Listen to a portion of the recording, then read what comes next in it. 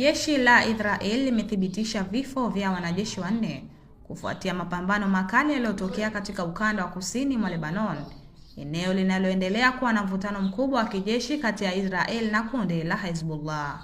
Kwa mujibu wa taarifa ya awali kutoka Israel Defense Force, tukio hilo lilitokea wakati wa kikosi cha jeshi la Israel kilipokuwa katika operesheni ya kijeshi karibu na mpaka, ambapo hafla kilikumbana na mashambulizi ya kushtukiza kutoka kwa wapiganaji wa Hezbollah. Taarifa zinaeleza kuwa mapigano hayo yalikuwa ya karibu sana, yakihusisha risasi za moja kwa moja kati ya pande mbili, mashambulizi ya mabomu ya kurushwa na matumizi ya silaha nzito katika eneo la milimani kusini mwa Lebanon. Kikosi hicho cha Israel kiliripotiwa kukwama kwa muda mfupi kabla ya msaada wa kijeshi kufika eneo la tukio. Kwa mujibu wa IDF, wanajeshi 4 walithibitishwa kufariki papo hapo au muda mfupi baada ya mapambano. Kadhaa walijeruhiwa, baadhi yao wakiwa katika hali mbaya na wamehamishwa kwenda hospitali za kijeshi.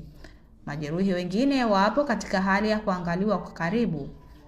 Hata hivyo, IDF haijatoa idadi kamili ya majeruhi wote katika tukio hilo, ikisema uchunguzi bado unaendelea.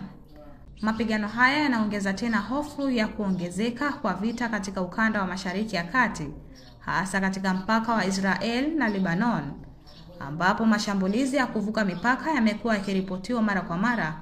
Hali ya taharuki inaendelea kwa wakazi wa maeneo ya mpakani. Tukio hili linaonyesha ukubwa wa mvutano unaoendelea kati ya Israel na Hezbollah, ambapo sasa mapigano yameingia hatua ya moja kwa moja ya uso kwa uso na kusababisha vifo pamoja na majeruhi ndani ya vikosi vya kijeshi.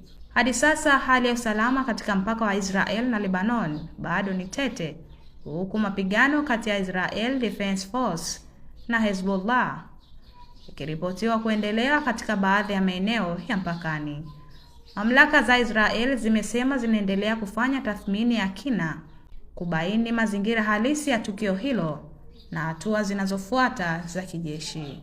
Wakati huo huo, hofu inaendelea kuongezeka kwamba hali hii inaweza kuchochea mzozo mpana zaidi katika ukanda wa Mashariki ya Kati ikiwa hakutachukuliwa hatua za haraka za kidiplomasia.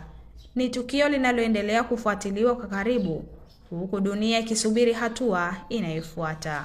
Mtazamaji, hii ni Zantime. Usisahau kusubscribe, kulike, kucomment pamoja na kushare.